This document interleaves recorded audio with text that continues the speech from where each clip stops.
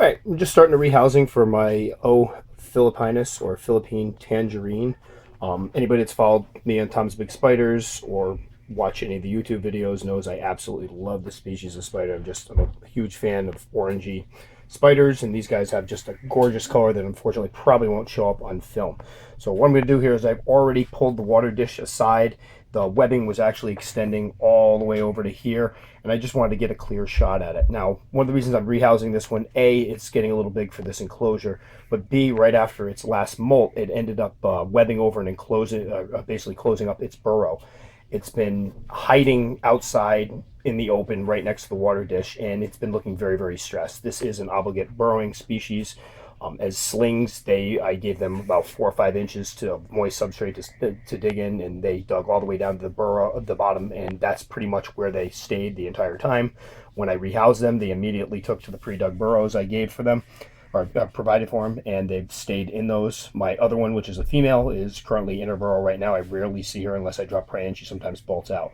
So this is one that hasn't, you could tell it just hasn't really felt comfortable because it's been out in the open. I'm not sure why it's come out. I don't believe it's a male. It does not have emboli at the end of the pedipalps, but I was not able to get the last shed to be able to sex it. So what I'm going to do is put it in this new enclosure here, which is what I use for a lot of my guys. If we look up here, you can see there is a bunch of them. I love the size of these for the medium tarantulas, for ones about 4 to 6 inches or so. Let this focus a little bit. There we go. I like this size because it allows me to put quite a bit of depth of substrate in it. I'll go around the other side here so we can see it. It's well ventilated. This is a species that does need moist substrate. So anybody that keeps Asian terrestrials, I keep it like that. I keep the substrate moist, and I do notice that when one side of the substrate is moist, the other side is dry. When they're out and about, they tend to kind of sit right on the moist substrate. So they definitely like the moist substrate. It's got a pre-dug hole made of cork bark that goes down pretty deep. I'm hoping it will adapt to it or adopt it for a new home.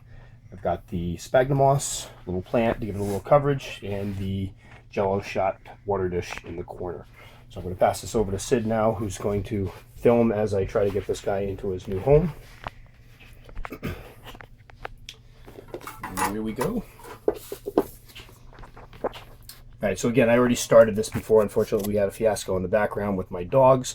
It kind of, you see? All right. There we go. Very cooperative.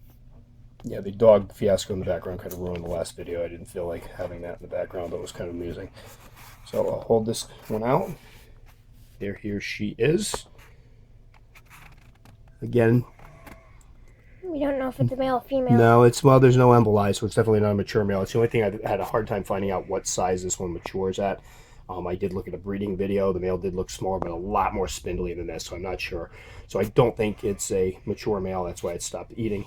This is a species that I usually keep in the wintertime. It's usually between 70, 72 degrees to about 76 or so in the winter. I do have a space heater I use to keep temps up a little bit. Summertime, we're talking probably mid 70s or so to 80. They seem to do very well regardless. It's a medium growing species. When I got these guys, they were about 1.5 inches, and that was about a year and a half ago.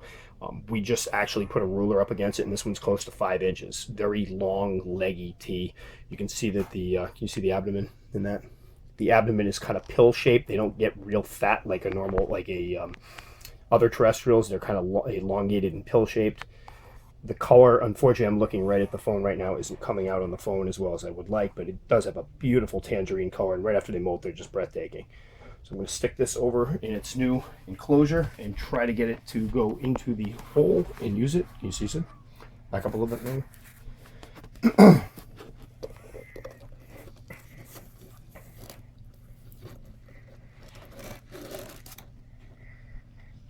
And of course, if you watch these videos, normally they like to go up when given a choice of where to go, which can be irritating when you're using a cup. All right, so he's in there. I'm going to try to carefully negotiate the cup out in about 2 seconds. So again, this is, medium growing species, no special requirements except for the fact that it does need moist substrate. I don't think this is one of these ones that can do without it. I wouldn't chance it. And again, when there were slings, every once in a while the enclosures would dry out a little bit, and one side would be wet, one side would be dry, and they'd always manage to make their way to the wet side. So I do believe they need to be kept moist, but once again, ventilation is key. Lots of ventilation in here. All right, here we go. Let's see if I can get him out. Oh, there he goes. It's going in his There burrow he's going already. in the burrow. Thank gosh. All right. Zoom in. There he is in the burrow. Very beautiful species. Love these guys. I'll probably be like, this is one of the ones I would like to breed once I get into breeding. Of course, I got to find out if I have females. I believe the other one's a female, but the molt was kind of ripped right along the spot that I needed to check out. So it looks like female, but I'll definitely know for sure the next molt. So that's O. philippinus, or the Philippine tangerine. Again, not a beginner species. They are very, very fast. I've seen them skitter around. It's blindingly fast speed for a terrestrial.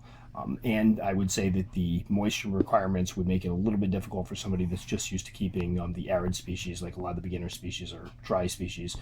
But for somebody with some experience, I think they'd be a fantastic spider to keep.